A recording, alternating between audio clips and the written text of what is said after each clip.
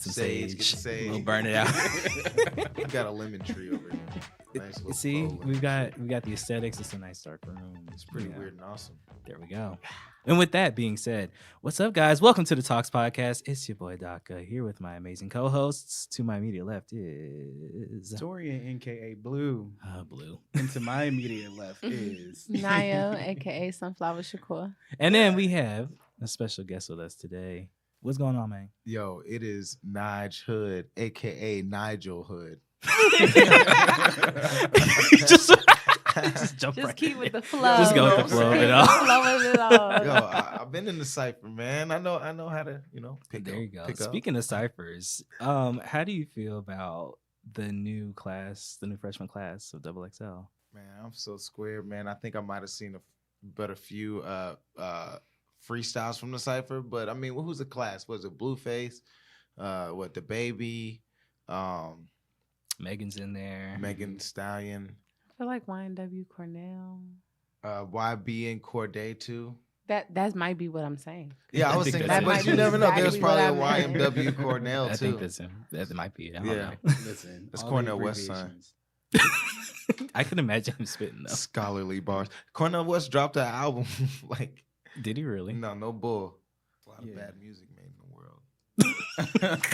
Interesting. We'll see. All right. So we have Nige on here today. So we're gonna let Nige tell a little bit about himself. So tell us a little about yourself, sir. Who are you? What's up? Like, why are you here today? Well, I'm here because you told me. No, I'm sorry. Besides that, no, I'm stop, man. No, I'm here because You strong arming people out here. what? No, Hey, bro. Not at all. broke my little pinky. We need guests. If you want to be a guest, email us. Nah, it wasn't even like that, man. You just asked me to. Yeah, well, I think I'm here. I think my relevance lies in the fact that I make music and people dig it, and I like to perform, and I think people dig that, and I make folk rap music. Can you define folk rap for us? Yes. Folk rap is music about daily life. It celebrates it. To kind of the feeling it gives you, it's fun, it's positive, but it's not like preachy or corny. It's not really like agenda based or agenda driven. It's kind of like my personality, kind of in general. Like it's I could go on and on. It's like alternative rap. It's like I would call Tribe Called Quest folk rap, to be honest. That was kind of like some of the derivatives that I kind of like gave me like the concept, because I feel like folk rap, it brings people together, and it's about like very generally relatable topics, and most of them are stories. It's less like, hey, I'm Nige, I'm a character, and here's this song, me being me again on this song, and here's this song being me again, such a cool guy, da da da da da. Mm-hmm. I'm not like facilitating a party necessarily either. I'm just like fucking writing a song. Like I got a song called Bowl in the Woods, like, and it's about smoking a bowl in the woods. Or I got like Fried on Friday, and it's about like getting high, super high on Friday, because you gonna wild out. You don't gotta go to work the next day and shit like that. So like to me, that's folk rap. Like that's shit for anybody. They can all relate to it. You know what I mean? You know, I love the fact that you created a lane for yourself in defining folk rap, right?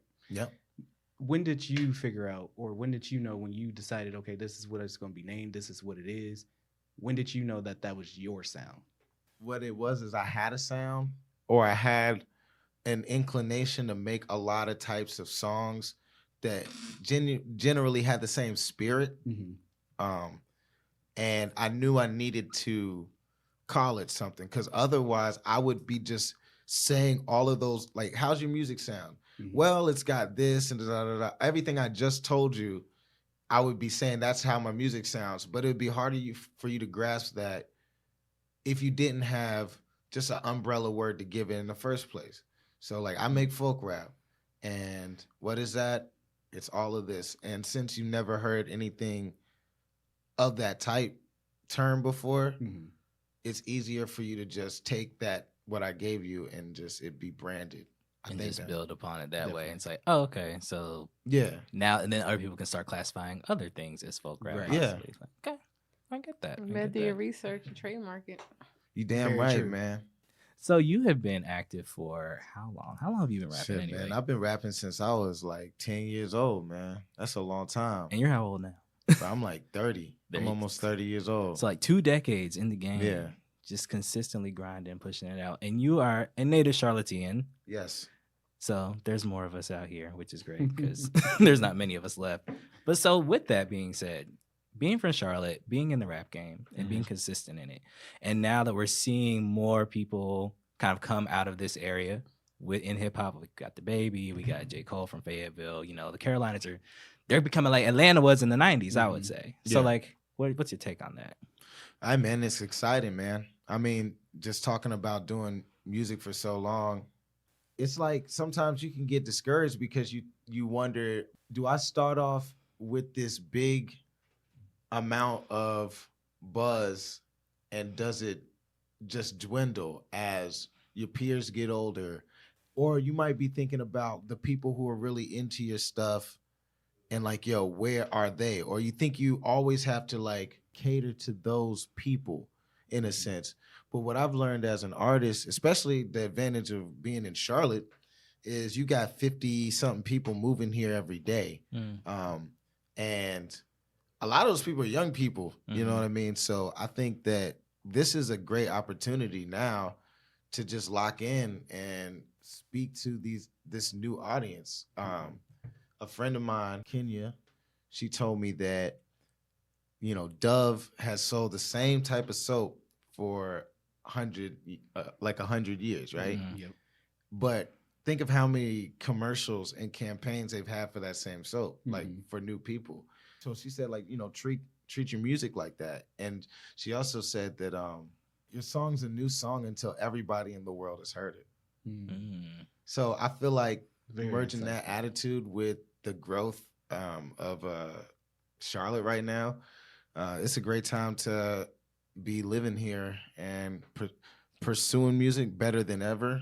When it comes to like urban leaning music, it has some growth to do with appreciating it and giving those artists some checks and opportunities and like good exposure opportunities. But I feel like with the Baby and also Lute being signed to Dreamville, you know, you even got De Niro Ferrar, you know, and even all those people that I mentioned, you know, it's cool. I know them and they know me, and you know, nothing's set in stone or anything like that. But I just feel like it might be a pretty soon time for me to like, you know, start getting a little bit more kind of like not exposure, but like be more known, you know, out here. And I think that the light that's getting shined on Charlotte will help that. But you're already out here anyway now. Like you, every time I turn around, you're doing a show somewhere, or you got, you know, a tour coming up or something. Yep. So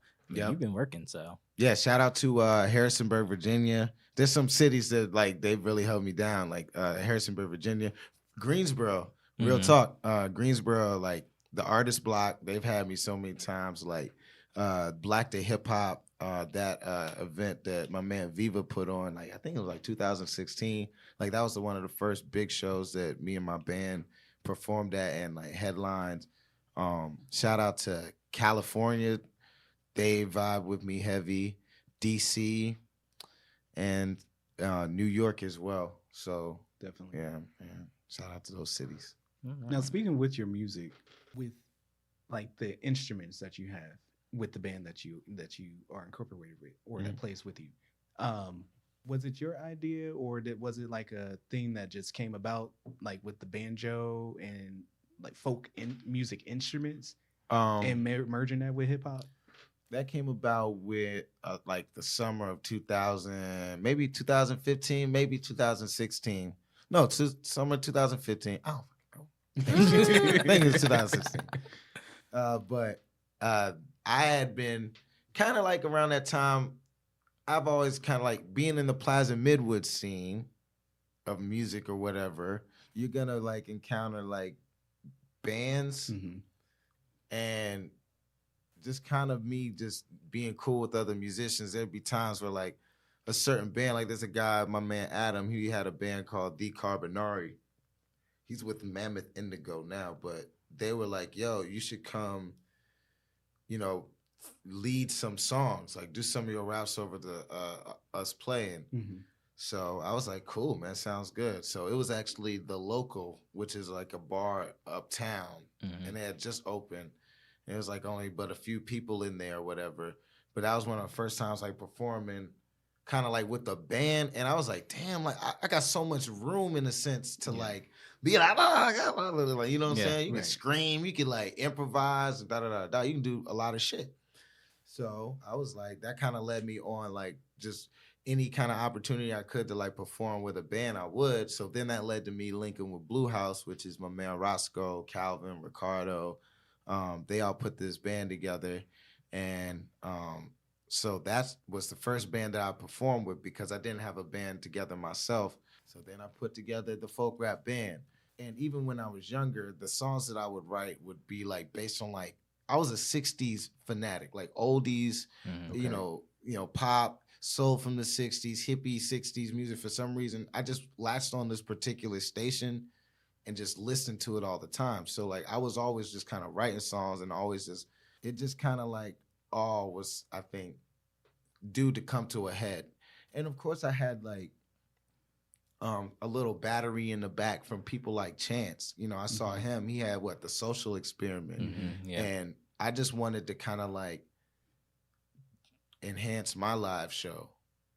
So it definitely adds a different effect to it when you have, and I think we're starting to see a lot of artists realizing that now. It's like, it's not just enough just to have a DJ behind you spinning the track. You know, people want to feel something, they want to see something to go along with the show, or like feel like there's more than them just, you know, listening to you spit over the track again, which is fine, I guess. But, you know. I feel like that's where Kanye's trying to go with the Sunday services and bringing that back and having that. I agree. I think that's kind of some of the best music where they was having the live bands behind them. So you mentioned that there's no doubt in anybody's mind who's heard your music that you have a lot of complexity when it comes to the melodies that you choose and all the instruments and different parts and sample music that you use.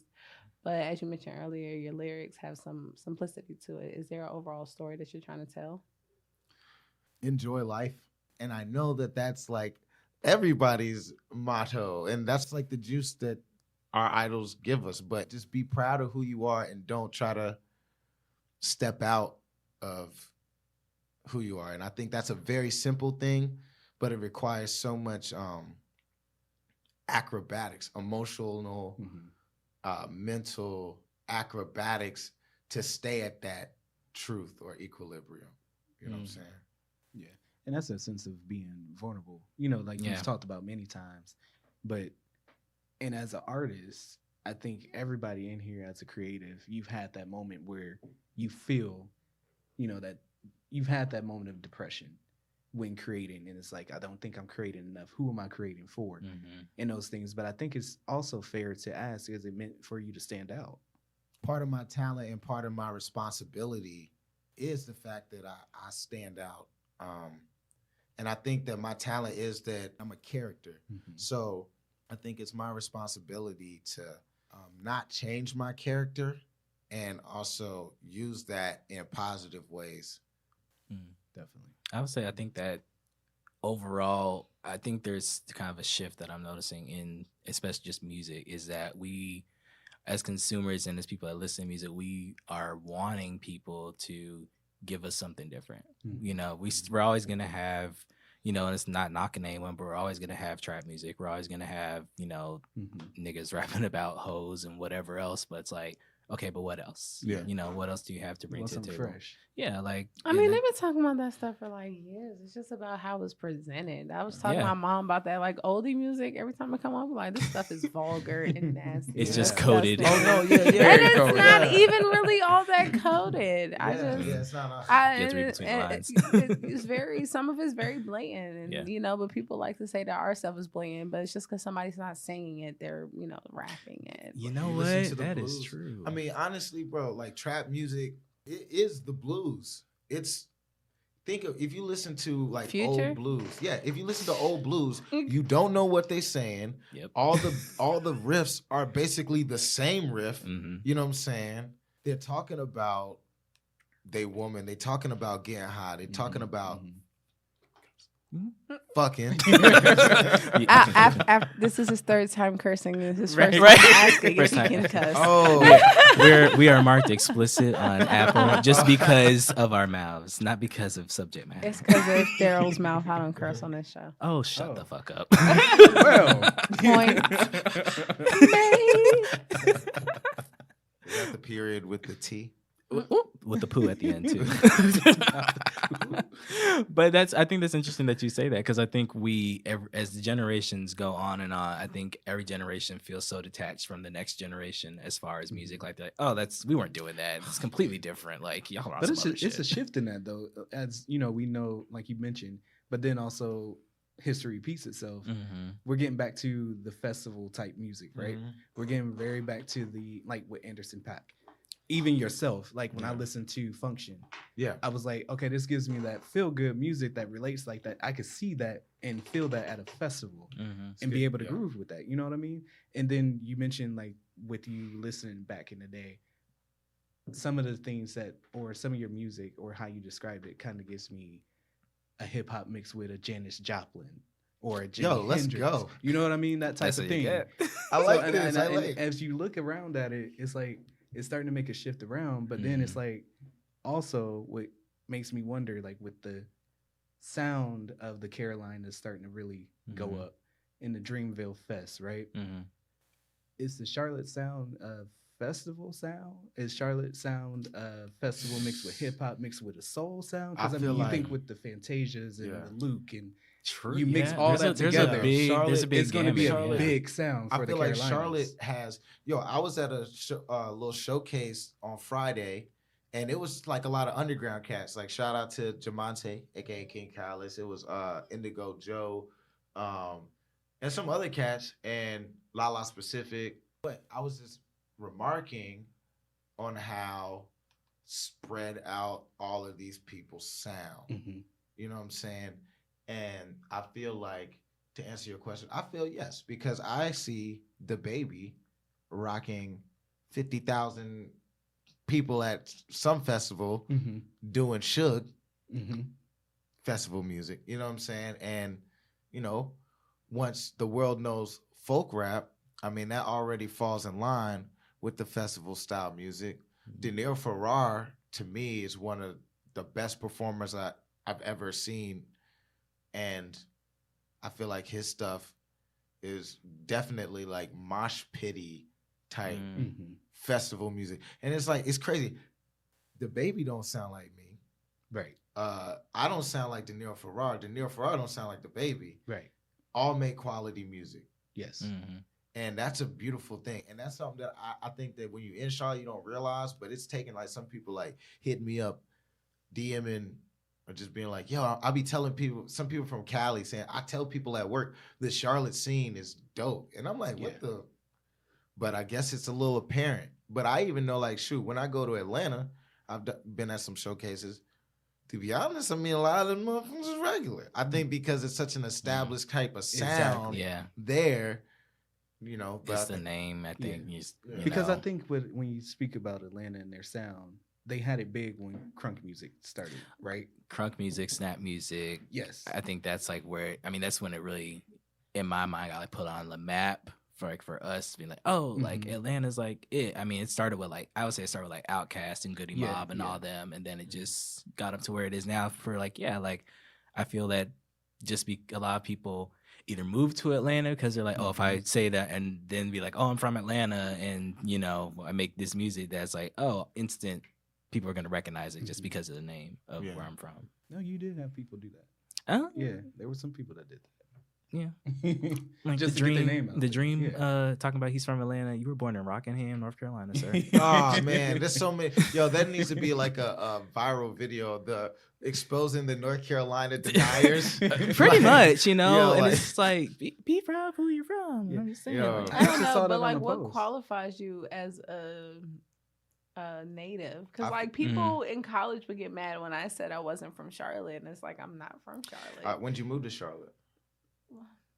I'll say senior year of high school. Okay, she was here before, in a though. junior year, 8th grade. But like that's so. I'll say this. I always used to say that if you went to high school in Charlotte, I would always say if you went to high school in Charlotte and you like consistently, like when you leave college and you come home somewhere, you come to Charlotte. You're from Charlotte at this point. You may be from somewhere else, but like that's your new location. I don't feel like you have to say you're from Charlotte because I mean, if you were kind of moved out here in the 8th grade, then you kind of had your identity and like you were missing home. That's home, but you got to have Charlotte in your But then bio. I went back for high school, and then I was like, wait, I don't like y'all, and then I came back. No, you can't. That's you like us. You can't get rid of us. You can't get rid of us. We are tied to your resume. Pretty much. Just because you don't like it doesn't mean you're not. But I just partially. don't think I should be required to say I'm from here. Like when someone's like, "Where are you from?" Like I'm from PG. I mean, I will give you that you're from PG because I think also it goes into people's preconceived stuff about you. Like just meeting you, I wouldn't say that you were from Charlotte if I didn't know you. I'd be like, you're definitely from like up north somewhere, like not here.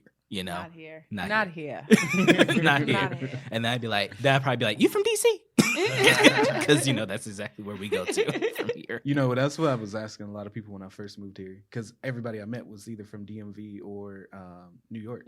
Yeah. So I would always just ask people all the time, just off rips, what part of DMV you from? And they were like, no, I'm not. I'm from here. And I'm like, oh, I mean, my bad. I very rarely meet people just like in general that are from here. The people that are from here that I know are people that I grew up with. Yeah, people you just know. Yeah, like even like at work, like everyone's from like Florida, New York, wherever else. But like, Shoot, no, are it people depends on where really you from are. New York? Because I've met people who They say they are. families from New York, Mhm. but they born and here. raised. Oh, yeah.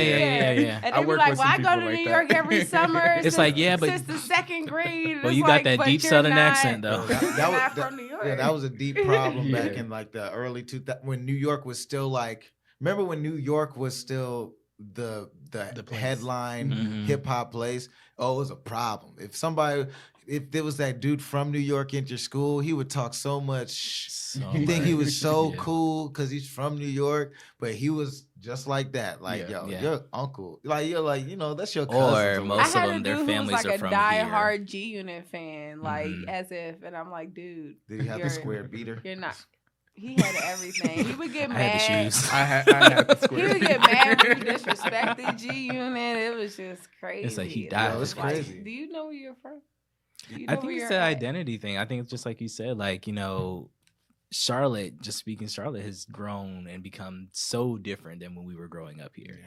So, like, I mean, I fell into that trap of like, I'm moving to Atlanta when I graduate because I'm like, ain't nothing here in Charlotte for me. Don't do it. And then, I moved and I said, I came right Slide on back. back. But it had changed just in that time that I was gone. It changed so much just in that time, so. Charlotte's been I up agree and with coming that. since We were born.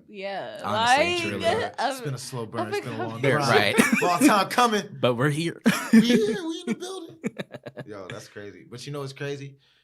You said like you rarely meet anybody from Charlotte now. But probably know why? Why? Because you're in circles around people with money. Or at least not, in people, because I feel like a whole lot of people are just working, even if they got comfortable lifestyle, they still working for a check. They need their job, whatever. But when I started my business about a year ago, for like the first 1 or 2 months, along with building that up, I washed dishes through a temp agency. So I would be at, wash dishes at colleges, private schools or whatever. And everybody I work with was from Charlotte. You know what I'm saying? like, so I feel like, yeah. But that also, I bring that up to kind of bring up another thing that is the unfortunate side, I feel, of what's happening in the city, where you just got a lot of people, just what's going to happen. Even a lot of them same people, they probably are going to have, what's happening, they're going to not be able to fucking live in Charlotte. Yeah. Like, they might still be working in Charlotte too, but you're gonna have all these people moving to these outside cities. Like Gastonia, Harrisburg, Mooresville. Yeah, you have that happening a lot now. As we speak. Because it come up really expensive to live here. And the thing that sucks is, like, ain't no money. It does not help. It's not like there's economy there for them to benefit from. It's just like, yo, boom. That's very true. Still coming here. Everybody live everywhere else, but still come here to work. Yeah. That's very so true. you mentioned like a business, you kind of like slid that in there. Oh yeah, what is this business? Tell the audience. So what I do is I own a business that sends hosts to basically any event that you like, or any setting that you'd like. And primarily our clients are bars and restaurants in Charlotte. We have over 30 clients 30 gigs among our clients that we do weekly, where we host trivia, karaoke, and music bingo as primary products. And, we'll send a host out there for like 2 hours, and they'll, entertain the guests.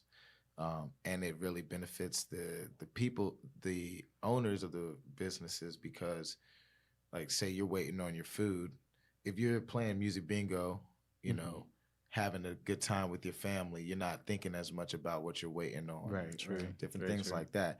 And so we started that. We actually worked for a company shortly. Actually, my business partner brought me on, and to that company while I was still working at Avid Exchange. And so I was making some money on the side being a host myself. And while I was doing it, all these people were like, yo, you should just be like, do you do this yourself or da-da-da? You're so good at this, So, and I've always been kind of ambitious. So I was thinking like, yo, to my friend, let's do this ourselves. And so Avid let me go in May. I was a good employee, but I just was late. But I wasn't like, I mean, like disrespectful late, but it was like 5 minutes late. And overtime. Yeah, I'm not going to be doing, but it all worked out because I'm a hard worker. I'm a real hard worker, and shit, we built it up. Like I said, we got 30 gigs we do a week.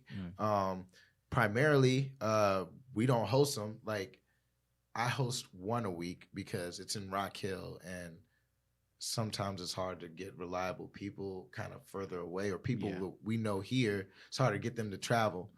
But other than that, so we just like bust ass on during the day, getting all like the logistical shit, like almost kind of operating the machine. But it's cool to not have to like the pressure of like waking, like having to, I still wake up, you know what I'm saying? But having to wake up at this time and get there at this time, you know what I'm saying? I just don't really operate as optimal under those type of pressures. Yeah. I like doing what I want to do. You know what I mean? Right. What's your business called? What's the name of it? It's called Poor Entertainment. Is this somewhere like somebody can find you? Yeah. We'll put the deets in the description. So all right, you can find us on Instagram at POUR, Poor Entertainment. So POUR, the word entertainment. Can I just repeat myself? Go ahead. And then we also got a website that we're actually, it's up now. Where when you go to the website, it's a list of all of the days and locations of our events. And if you click on them, it takes you to the Eventbrite. But soon we're going to be launching a website that, like a new improved website that has like, it looks a lot better. It's going to have like sections for like clients to read about our products, descriptions, and then like contact us and all of that stuff. Nice. So it's really been great because actually my business partner, I met him when I came back from school in around 2013, and he just was always come to like events that I'd have. And he just seemed to like just support off GP, like the music or whatever. And he was also into entrepreneurship. So then like it just kind of like all came together beautifully at that moment where he had called and was like, yo, do you know anybody who would like to make some money on the side hosting? And I was like, shit, me, nigga. You know what I'm saying? So then from there, started hosting. Then we decided to do our own company.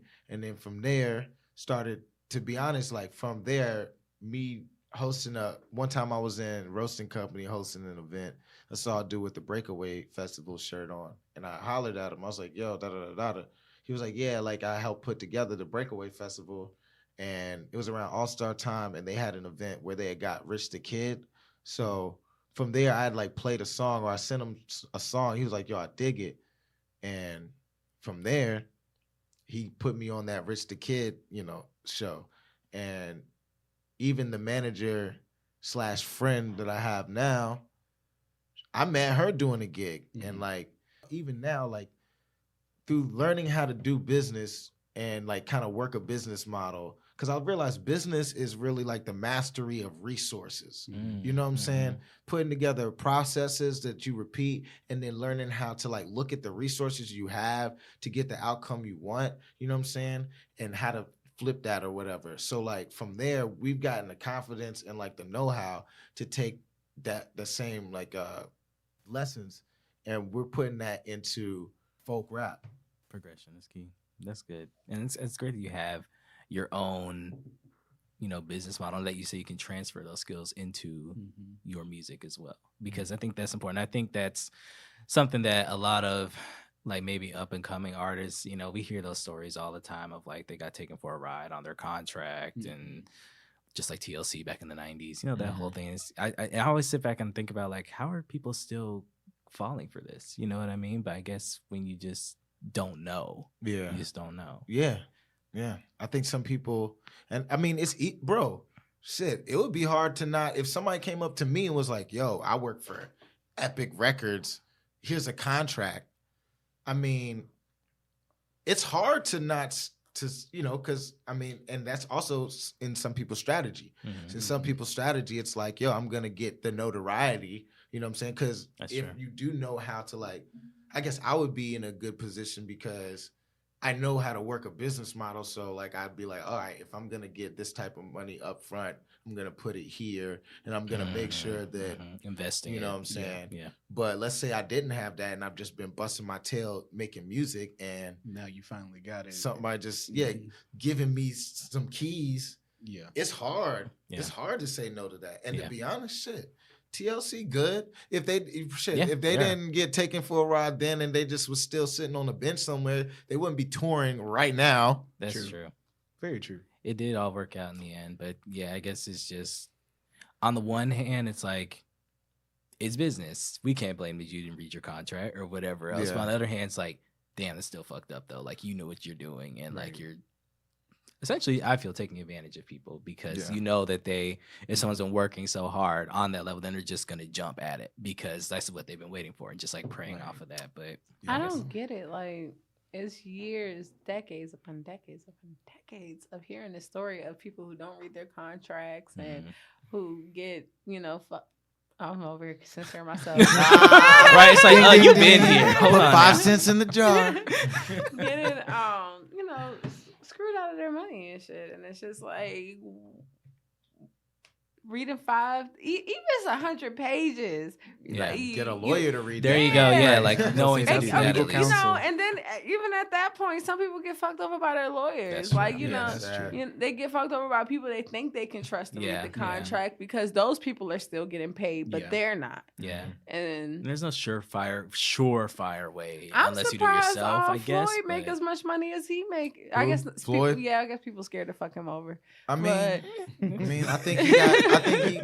Sometimes if you know people, like if you got people social intelligence, maybe he knows the right person to trust. Yeah, that's true. Yeah, because that's a big skill to have. Because like you can be book smart all day if you don't just have common sense and know how to like read people. Right. I'm sorry, he fucked up because he just was dumb, bro. He just made dumb decisions, bro. I mean, he had enablers around him letting him do it too, unfortunately. No. Let's stop, right? No, I mean, I'm saying it's wrong all the way around. I'm saying everyone's wrong, though. Individually, and he wrong for himself. Nobody is to blame for his wrongness. Those people are wrong for theirs, right? What they did, and that's all. But I'm saying they're wrong for letting him continue, though, too, and not saying anything about it. Like it's the word letting, because he's a grown ass man. Okay, yeah, and nobody's letting him do anything. He's letting himself do those things. You only got so much power other than kill him or call the cops, and they should have done both, but they didn't do either, and that's where they're wrong at. But nobody let him do anything, because if they didn't help him, somebody else would, or he would have helped himself, because clearly it wasn't hard. Those girls admitted that it wasn't hard to convince them. It's just who he was once they got up in there. If he was nice from start to finish, we probably wouldn't have an R. Kelly story today. We think about the R. Kellys in our daily life, right? Like, dudes will graduate high school, right? And they be well into college age, like 19, 20, and then coming back to the high school and like trying to talk to the little sophomore. And it's like, nigga, what? What do you, you know what I'm saying? And even on a college level, because like you can have such a big college level. Yeah, you can have such a big age difference in college. I know I was 17 when I started college. You got grad students out there, right? So like a grad student coming trying to talk to me as a 17-year-old freshman, and they're like 23, 24.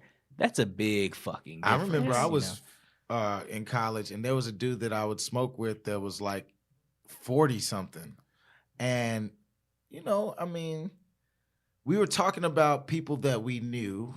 I brought up somebody that I knew, and he was like, "Oh, I know her too."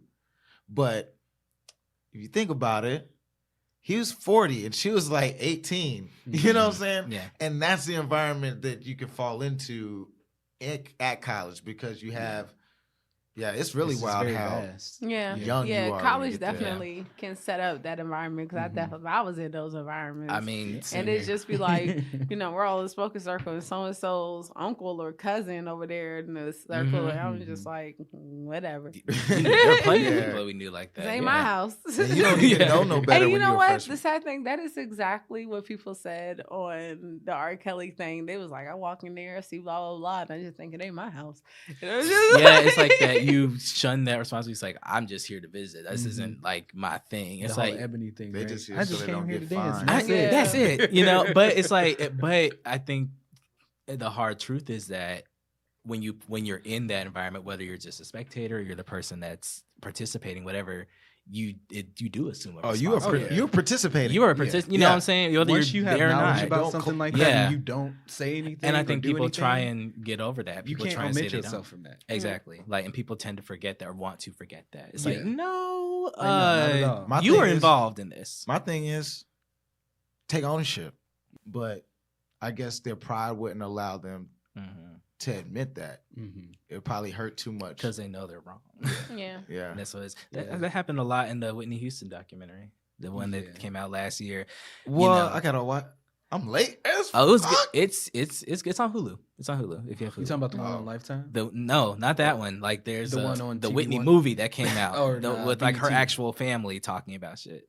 So it's not the Lifetime was a movie. The Lifetime was a movie. This one's in like theaters. a documentary sitting. Yeah, the one that came out in theaters that didn't come here to Charlotte, and I had to wait till it came on DVD. Oh, that's whack as hell. It was whack as fuck. We're still. They gonna recognize. This is what I'm recognize saying. that. Like this one time, like between Charlotte and Atlanta, we're still getting skipped over in those type of markets for stuff like that. I don't agree. Well, no, I'm about to say that's Greensboro. I'm about to say I've gone to a lot of movie premieres since I've been in North Carolina. No, you said that's Greensboro. I was gonna bring up like Greensboro up definitely. until recently in Charlotte where things started coming to Spectrum or whatever. But it would be no major artist stopping in Charlotte. They stop in Greensboro or Raleigh, to go to PNC. Right. And I'll be Columbia, like, you gotta drive right through. Yeah, pretty much. Like it's I the never colleges. understood I that. think it's the colleges. It is. Columbia, Exactly you got what it is. Isn't that Columbia? No, that's Clemson, South Carolina. I think, but you got It's USC. close. It's close though. Yeah, so I think that's what they're lining on. So now Charlotte has probably enough of a population and spending money. That's it. Because USC. get a whatever that school is, get a goddamn sports team finally. Yeah, USC football finally team. they finally got a football team. They Yeah, suck, but they're getting better. then gotta do what you gotta Yeah, do. you know. They have a lot of traffic over Yeah, there. well, though. They do have a lot of traffic. They'll so- bring in a little bit more. Yeah, but They'll you're bring a little exactly bit more. right. Like, I didn't even think about that when I would always say things too. Like, I remember one year Beyonce went to Greensboro and didn't come here. Yeah, I was like, people the would be fuck? driving from Charlotte. And that's so, because I remember they were telling me about going to a Beyonce concert in Raleigh and how I went to that one. sucky, well, the traffic, because It was Raleigh horrible. streets ain't wide like No, Charlotte. it was fucking terrible. It was terrible. And then it rained that day too. It was Yeah. horrible. But like the concert was great. That's but an yeah, icon, bro. yeah, if you haven't seen a Beyonce show, y'all, we hype them up all the time. But we're saying it's actually good. Go You should watch that live at Wembley, the throwback. Oh my That throwback live god, at that Wembley. is the OG Dangerously in Beyonce Love DVD. performance, bro. I was emotional It's so in good. that. So yeah, she's a damn performer. Yeah. We'll watch it. I have it on DVD now. We'll watch it. Yo, I got that. Well, it's at the crib. Completely out of this conversation. You're not a Beyonce fan? Well, I look, am a Beyonce She says fan. it's I'm that just one. not I'm not like I told him, like I'm a fan of things and people and whatnot. I just don't do my I'm not the diehard fan. I can't recall stuff and tell you or no. I always say you're not a true Beyonce fanatic unless you know the live versions and the album versions. I only care about myself and now my daughter's life. Yeah, And I that's love fair. Shit. And that's real. If you ain't lying in my pockets to care, I don't care. I've Very seen true. the lives. I've seen the live Mhm. performances, but in person and live, no, I have not attended it. Oh no! I mean, as long as you know, like, as long as you've seen the concerts, if you've seen the DVDs, if you Because saw, I you know, feel like I've been there, but yeah, I know it's it a will total make you different feel. experience. But I was usually, Yeah. you got company with you. Thank you. Yeah. Okay. Wouldn't that be? And this is just throwing this out there, but you know how we're having this.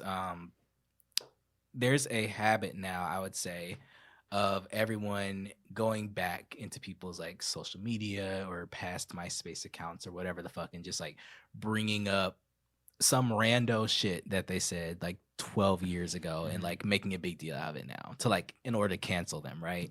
Like, wouldn't it be wild as fuck if Beyonce had some shit like that? You know what's crazy? She probably never did nothing stupid like I'm about that. to say she probably hasn't really had a social media account that she Yeah, she herself probably doesn't. has Yeah. written something That's very on true. in 'Cause years. Recently, this is the most active she's been. Yeah, And then and every time she has written it, Cash, we're like, oh shit, she wrote something. Yeah. It was a big thing. Like It's a huge thing. Even the different blogs, like Beyonce actually did a caption. Yeah. She's starting to do captions now. Like when we found out she had a Snapchat, we're like, wait a minute. Right. It's everybody trying to which- find it. everyone trying to find it.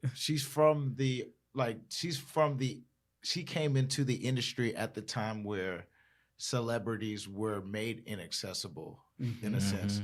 Will Smith talked about this because he's recently gotten very active Yeah. on social media within the last year, right? Yep, which Yeah. is genius because I mean that he is a personality. He's a character. People, Yeah. love his character. So I feel like, that's probably part of the reason. Mhm. And I just think that I think Beyonce's attitude towards life is probably much likened to your attitude towards life, like what you explained, and I feel like that's also like with Jay-Z too. So I feel like with the two of them, if social media wasn't a thing, they probably wouldn't give a fuck. They probably would not Yeah. have it. Yeah, You she know didn't what I have it for mean? the longest time, and you see where she's at. So it's not like how some Remember people when that depend on it. one girl accidentally got added to her following? And Yeah, everybody bullied her like, "Who are you for Beyonce to follow?" And Yeah. it's like, Yeah. who are because she don't you follow people? nobody. You look on that thing, it says Y'all 0 are followers.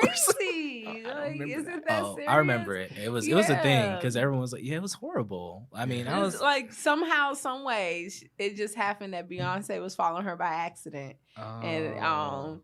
everybody was just like, "Who are you? Why does Beyonce follow you?" Well, like, That's like, you know so, what that's else so I've learned, toxic, though? man. Is so that toxic femininity? That's I'm sorry. toxic. That's just everything. jealousy. I'm just That's- joking. I mean, but still, but that's the thing too, though. Yes. That's yeah. the thing. Too. I don't know. Are you ready for like if you approach those sides of fame where it's like the women throwing their wet draws onto the stage? Hopefully not that. And Hopefully they're wet in the right way. Like, hey, y'all just pissed my pants. Here you go. You like that? It's like, that imagine would that be zoom weird and image awesome. dripping That's a across. real I was gonna awesome say girl. somebody might be like, he diehard- might like it, so I'm gonna do it. Right, the diehard R. Kelly aunties. You gonna have Not the R. diehard Kelly Nige Yo, hey, aunties. first and foremost, yo, I am a auntie attractor for some reason. Are so you I'm, really? I'm used to getting auntie attention. Listen, So I'm used to the curve on. I mean, I That's- think older women appreciate, and now I mean, I just as I like, get can it be older, my like my age? peers dig that now. You know what I'm saying? But when I was like early 20s, oh shit, high school, oh, I was the type of dude like I ain't get it. You know what I'm saying? I would like, ask a girl if she want to dance at a party or some shit. And like, some chick she might not care, but to some that's like corny. Like that's like, you know what I'm saying? That's but I've true, always yeah. been like let me communicate what Right. I'm thinking. Not just grab you. Right. And then when I try to do that shit ain't work either. So like, You just couldn't win. get your hands off me. What are you crazy? That's, So I will not know how to act probably. But I think I kind of went through that like on the kind of like local side of things. Just I've seen the up and down of that. But you learn how it kind of operates. And one thing that I was talking about kind of like the sacrifices of hard work or whatever. Raz B was talking. I was listening to a Raz B interview, but I fucks with Raz B. I was listening to his Vlad TV interview. He was talking about because he was like, yo, because they basically B2K came out with like 3 albums, platinum albums, in like 2 years. it was You know fast, what I'm saying? yeah. And he was like, so how did you deal with like all the girls, And he was just like, yo, all of them, they didn't even partake, if so to speak, in the sense. Like, they might have had a girlfriend here or there, but not until like maybe later when, they were older, whatever, that they didn't like, they had what you'd say groupies, but it's not like they was out here stabbing because one, they were like A&R'd up, like, or like they were developed to the point. And when they were developed, they were like, yo, this takes work. It takes hard work. And it kind of made me realize, and at that moment, it kind of clicked that you don't have to be on these. You don't have to, like, of course, you show your appreciation to the people who appreciate what you do and who also might be attracted to you as well.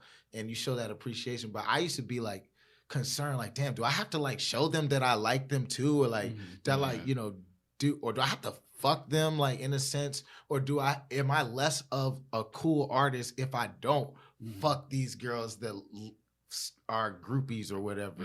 But reading that or hearing that helped it clear up for me. Like, nah, like if you don't fuck them, that makes them like you more, and that's less stress on my brain, so I can just focus on like I guess who I like or whatever. So like to answer your question, that's probably would be like my MO, like trying to like. I see why like artists say like they don't fuck groupies, but to be honest, I think like the trend in rap now is to fuck groupies. We see Once what happened again, with that's the cool Blueface, thing. though. I don't understand.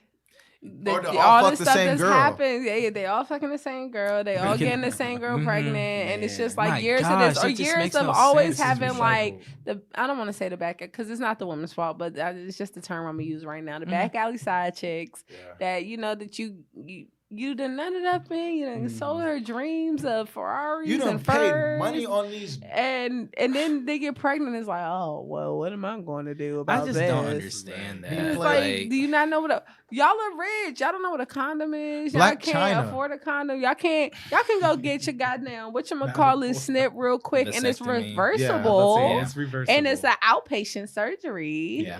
But that also doesn't stop That's STDs smart, bro. before you That's true. think that it does. You still need the condom or to at least go get tested. Yeah. But they don't do none of that. They just be out here slinging their dick willy-nillys and they pussy I willy-nillys because feel they like- celebrities. I feel like it's a lot of non-grown people. It's just getting fame and success doesn't make you responsible. I feel like nobody. a lot of artists, like you said, feel as though they have to have sex to get into certain circles because they feel like they deny this person, now they're going to be blackballed, which unfortunately could be a very true scenario. Yeah, especially if you're a female. Yeah, that definitely can happen. And then a lot of artists also feel like, you know, they have to have that I'm a ladies man or I get this thing. So then, you know, that puts them in hot water situations.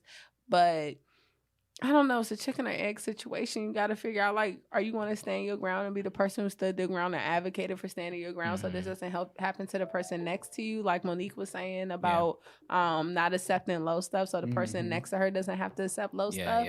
Or are you just going to continue to go with the trend like she claims Whoopi Goldberg did by accepting the low ball offer and, you know, just to take it to shut up and keep them happy? Oh, I'm sorry. I'm just like throwing examples and you're like, wait, what's the heat on? What's the heat on? What? I mean, I'm not digging for dirt on Whoopi because I love Whoopi. Monique and Whoopi got into like a little disagreement where Whoopi kind of told Monique like, you just need to take what they give you, and you know, so that you're not seen as this angry black woman who's demanding and blah blah blah blah.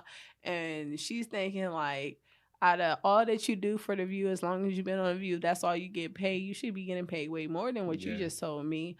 And I'm not accepting that because you should be getting paid way more. If I accept it, then that shows that you deserve what you got. I deserve whatever they throw at me, and the next black woman deserves whatever she gets thrown at her. So she feels like she'd rather be blackballed if she knows it's because she's advocating for the woman next to her, the woman under her, the woman coming up to get you know, the rightful compensation for whatever talent she's producing for these people versus just getting whatever's thrown at her because she should just be satisfied. Yo, that's big fat. I think, you know what? I think that I love that. And I know it's kind of far-fetched to kind of like say or happen, but I wish there were more examples of us finding out what some of our icons are getting. Because to be honest, man, a lot of times what happens is, and the game that's kind of played is, we will endear one or two in an industry, you know,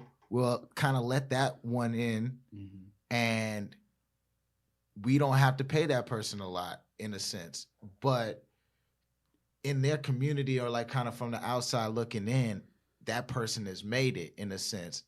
And it's like a reason, because I even think about, like, I remember when Will Smith was doing his kind of like boycotting the Oscars, like Jamie Foxx like had this whole, like, I heard a snippet of him like clowning Will Smith and being like, well, shit, I got my Oscar, like just kind of like, and I must say, like, I mean, like I said, like, I don't feel nobody is like, I'm not saying he's wrong or what, but I say I was disappointed that was Jamie Foxx's feeling about that, and it kind of made me think, man, did he sell it? Now, you know what I'm saying? Is he like an example? Because to be honest, like, as far as like trying, I feel like, okay, Will Smith's not fucking like the greatest actor in the world, but Will Smith actually has like a certain pride in, I feel, his artistry that if you think about it, Jamie Foxx, he don't really take the pride in like his what role I'm gonna at the last role that I think the roles mattered. that they played. He's like, oh, it's a check. It's a check. Yeah. And I fucks with it. It's almost like how he was as his character on the Jamie Foxx show. Yeah. And my thing is, it's like there should be more and I think part of what the tension is, and because you kind of got to because I think it's two different types of things that people want out of life. And I feel like you got people that, because Azalea Banks brought this up. She did a great speech about, she said beta bitches, which she was talking about like as a term to alpha woman or alpha male, like, or beta male. She's like, you got most of these people that they put and give all this acclaim and opportunity to are beta type people where they get told, they're the type of personalities that they get told what to do and they'll do it in a sense. They don't have like their will to do what they want to do, you know what I'm saying, per se, and speak up about it. So like, I don't knock that, but I do feel like, how can we, within the Black community, work together, those people who want to be pioneers and trailblaze, and the people who actually kind of like playing the game. That's why I feel like Jay and Kanye really do need to link back, because I feel like Jay's one of those people, but also as a businessman, he is rogue too. But also at the same time, kind of not. Because if you look at like the Brooklyn Nets thing in retrospect, he was kind of brought on like as a small. It was almost like, we'll give you this percentage. Like, we need you to be the face of this because we're coming into the hood. We're going to change it. Diversity and inclusion We're initiative. going to fuck it all up. And we need to have some good PR on it. And it's, I'm not saying Jay's right or wrong, but I feel like the power of both sides and a little sacrifice on both sides could push through, and at least you can have your ownership of your own industry. Makes sense. I think I think across the board, that's our problem as a community, is that we are always, if half of us are doing something one way or the other half are doing something their way, like we just are just attacking each other. You know, we don't try and find whatever's good in each other's, you know, strategy, game plan, or whatever, and use that to create something better. I think it's like you said, it's like either, you know, you do this, you're selling out, or it's like you do this, it's just like you're talking about the people that are selling out. You're not, you know, even trying to have like a discourse or a conversation. I mean, there's some people that truly do just do, like you said, for anything for a check. They'll do anything, whatever you want them to get out there and show their ass and fight somebody, they'll do it. Like, that's how I view like, personally, that's how I view like love and hip hop and shit. Like, y'all just on here, y'all don't give a fuck about how y'all really look. Y'all don't care about what, you know, example you're saying for whomever. If, you know, and I love when people say like, oh, I'm not trying to be a role model. It's like, you're entitled to that, but you have to also realize that people are watching you. It's like And they will catch up with you.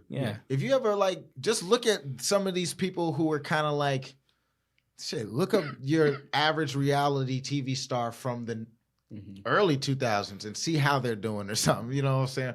Or anybody who had this type of fame based on this low vibration.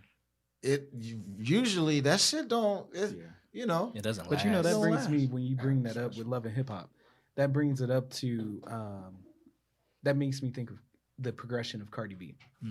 Because we know on there for ratings, you have to have that whole thing where you pop off, blah, blah, blah, blah. But then at the same time, it's like, now you see where she's at. She's still Cardi B. She's still the, you know, I pop a bitch if I need to type thing. But now it's kind of like that thing where it's moved into, okay, she's a little more posh. She kind of knows, okay, this is not what I need to do in order to keep my image. She went to charm school on Love and Hip Hop so that she can. Did she really? Did she? Yes. Who did it? Not it was, oh my God. Was it Monique Peter again, Gunn's was it? baby mama. She had her in what's her name? Brittany or Brandy B? Bianca maybe. The one who did LA Rain and Clear It Up. Oh, look, Young B. Oh. Yeah, it was her and them two, and they was doing it, and she was talking about her cleavage, and she was like, well, I figured if my cleavage is down, then you won't pay attention to my teeth, and because my teeth is fucked up. Yeah, you know, I can totally see her saying that too. I missed all that. It's interesting. I mean, yeah, there's just there's a lot that goes into all of that. Like, I don't know. I personally have never been a fan of that type of stuff when it seems like you're just pandering to people, you know. Talk about this all the time. Again, it goes back into, you know, feeling that someone's selling out or not. Like, so a good example is Todrick Hall, right? Okay. So do y'all know Todrick Hall? No.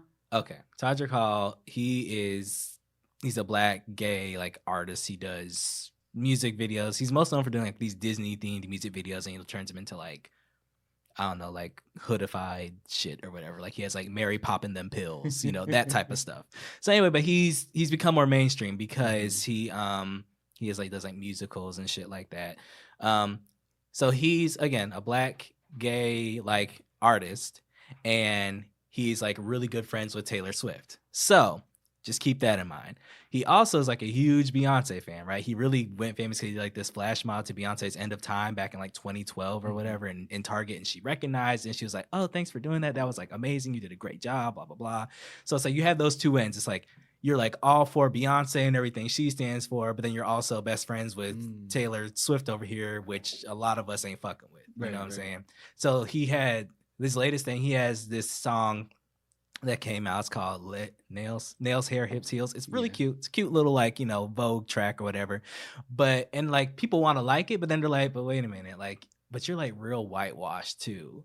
Like, and I say this about like him and Jason Derulo is another good example. Jason Derulo definitely is a good one to that. I'm super proud that big black ass Jason Derulo is a pop star.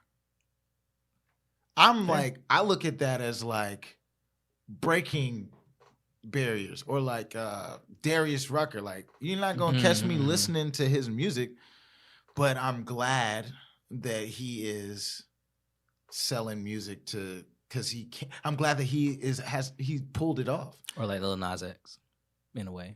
Yeah, sort of kind. I'm still not. I still am not totally sold on if I like his music. But you know what? You're right. In the same vein, the success or the ability to.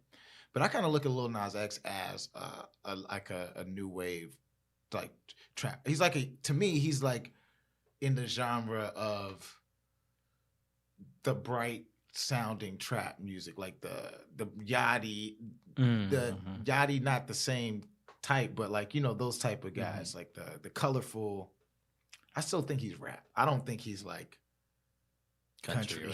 Yeah. I mean, it's definitely a hip hop mostly based. Yeah. But that's exactly it. I was just saying the same thing with like you said, Jason Derulo being a pop star or whatever. It's like, okay, we see you, Jason Derulo, as this pop star.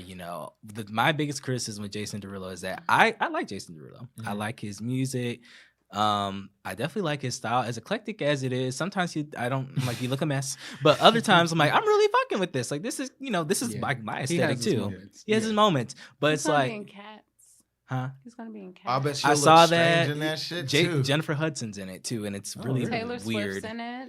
It's like they got filters on. Rebel Wilson's in it. Yeah, they have like, it's pretty much they have like cat filters on. It's kind of strange. Which, I'm not digging. They need to slow down on the technology, not like growing it, but y'all don't gotta do all that. Just give me something drawn, or just don't do all that shit. Like, no, I love it. Like Amazing World of Gumball. If you ever see that cartoon, they have multiple forms of animation, and I think that the complexity of dynamics, like they have a character on their name Anais, and I think like you don't typically give a child cartoon a name like that. You usually give them something very simple. They talk some good subject matter, because her personality for the age that she is supposed to be in the cartoon. And they also have they talk about stuff that like most cartoons didn't talk about, that are like political or controversial, and they spin it in a very like dope way. So what's interesting about that to me is that like I feel that a lot of our 90s cartoons did that. And then like we had like this period, like maybe like 2000 to like maybe 2010 or however long, like where cartoons just were dumb. Yeah, they dumbed them down. Didn't make no fucking sense. I feel like it was like that in no the complexity of just media and entertainment. I feel like in a sense where we are now, because we are the kids of the 90s, and we, I think, are kind of like our own nostalgia. Because like, think about it, when we were coming up, the kind of like retro cool thing was like, maybe like, I kind of like lived a lot in the 90s, so like the 60s in a sense, or like in the early 2000s, like the 80s fashion was kind of like a thing, because I feel like by that time, people who were adolescents or like maybe children in the 80s were now like the target commercial demographic, or stuff like that. So I think it's interesting that I wonder why because when you talk about that like middle period of the 2000s, I feel like in hip hop music, it was kind of that. Like, I mean, you listen, Get Rich or Die Trying is a great album. I think but it's also an example of like how extremely commercialized violence, you know what I'm saying, was, where like if you look at like the violent hip hop in the 90s or whatever, it was kind of more like rooted in some type of thesis or like kind of like it was kind of political, you know, and then it just got to be just it had a meaning, bling bling, and I'll cap you like just because. right. Yeah, like I'll shoot you just because. I think that's because oh no, I'm sorry, I was gonna say I think that's because like a lot of music like around that late 90s after Biggie and Tupac's shooting was more on a like this records was like starting to get like at their all-time high, and it was just like, I need to let you know what it's going to be when I see you. And so, you know, because I mean, you think about it, and I talk about that sometimes with other friends. But you think about it when you look at the award shows back then, and they actually used to throw chairs and fight each other live on TV. It was a whole thing. You'd be like, "Oh, who clicked about to win?" Source Awards '95. I was just watching the New Edition story, and I was watching how they like portrayed them fighting on stage, and I was just like, "Oh my god, that was like a great concert." Like you didn't really hear nobody perform, but they was fighting on stage. Right? Like, that is so true. And it was almost like it was the thing to do just to boost your clique up or your music group up or whatever the case. Yeah, you know, now like you become like the image. bad boys and it was like that was what was. I feel like because the whole thing was it was like so authentic because you did have people like a lot of these early. It like that's why I compare hip hop to like blues and just the overall Black American music tradition all the same because. If you ever watch like I know you probably seen Cadillac Records. Oh yeah, you know what I'm saying? And you look at it one like of the very few movies Beyonce actually. She does great in singing roles, but we'll get on that in a minute because I do want to bring that up. Go ahead though. So Cadillac Records, I love it because I mean shit like going up on the Chitlin circuit or whatever, that's like how it was, when before like companies believed in blues or whatever, you had people who had the capital to do it and the interest to do it, which were more than likely criminals. But even outside of like urban music, bro, criminals are behind music. Like you payola, you need money, or just in general, like who has the time and the money to invest in entertainment.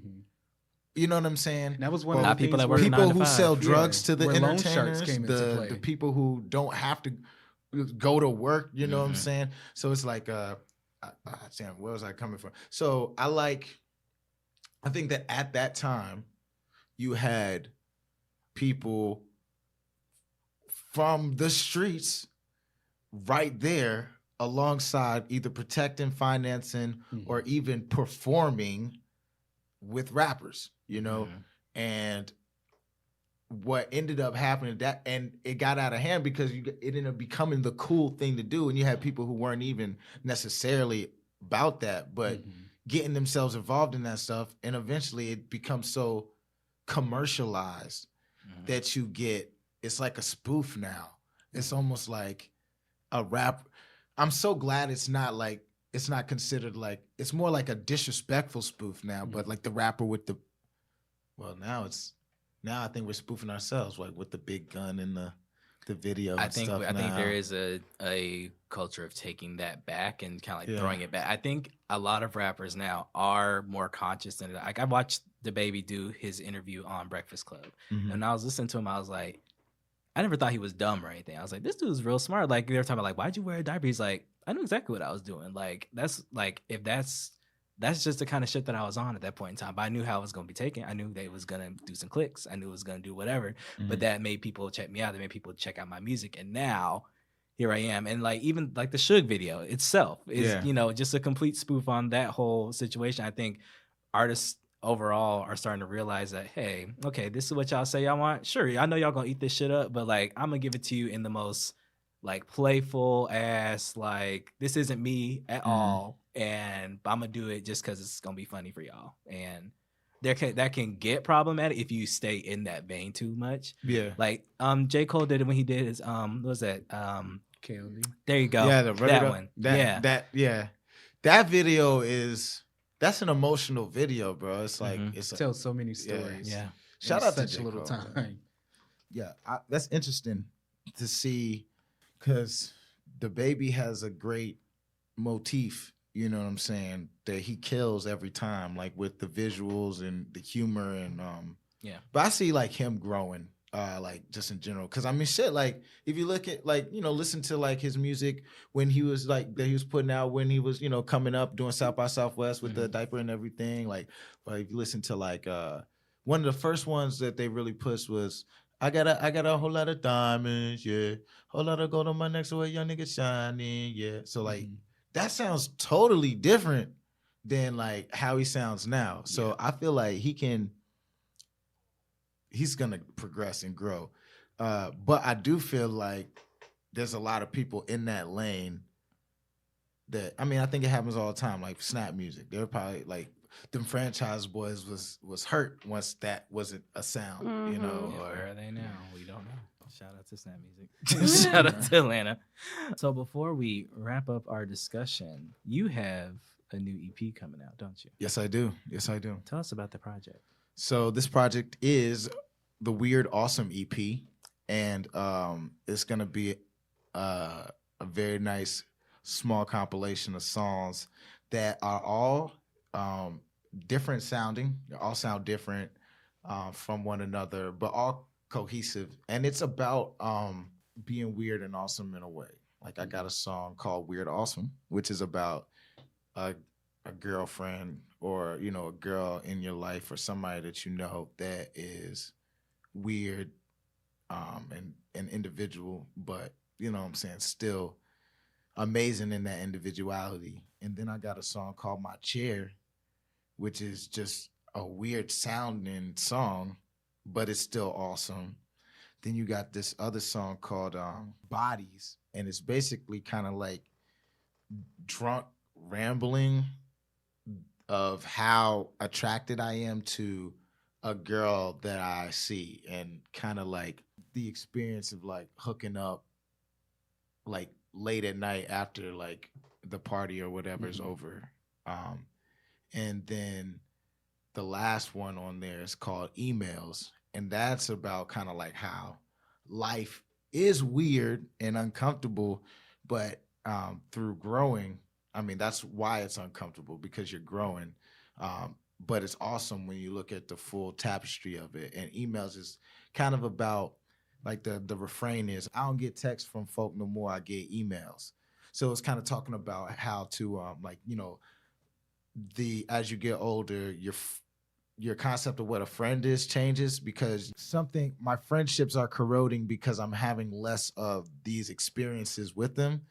But in actuality, and that's where like I get emails comes into play, is because most of my communication now is things about business or, that type of stuff. And it's about like accepting that the days of getting text messages all the time and texting, back and forth, those are over. But indoctrinate yourself or accept the responsibility of enjoying and thriving and continuing to push through life as kind of an adult. It's a great project, and I'm excited for people to hear it. And I'm having a listening party for it this Friday, August 9th at Dup and Swat. It's free. Come on out, 8 to 10. Well, we appreciate you coming out, bro. Oh, thank you so much for having me. Whenever y'all need somebody to talk again, man, I'm here. I like talking, We like talking back too. If you want to talk to us, hit us up on our email at talkspod@gmail.com. That's TAWKSPOD@gmail.com. And hit us up on all of our social media accounts at Talks Podcast. That's TAWKS Podcast. On Instagram, Facebook, and Twitter. It's Daka signing off. Blue signing off. Jesus Christ. Did you wear blue on purpose? Huh? Did you wear blue on purpose? No, I didn't. Because we came in matching with the olive. I noticed that, and I was wondering if that was like, I was like, No. It was complete shade. But I almost wore that color. Really? I Damn did. it. I took it off. Should have did it. God darn it. We're going to have to start discussing this. And it's sunflower Shakur. Shining off. I am shining off, y'all. Shining, yeah. I'm signing off, though. I'm signing off. Folk rap genius signing out. Off. All right, guys. Stay fashionable, my friends. We'll talk to y'all later.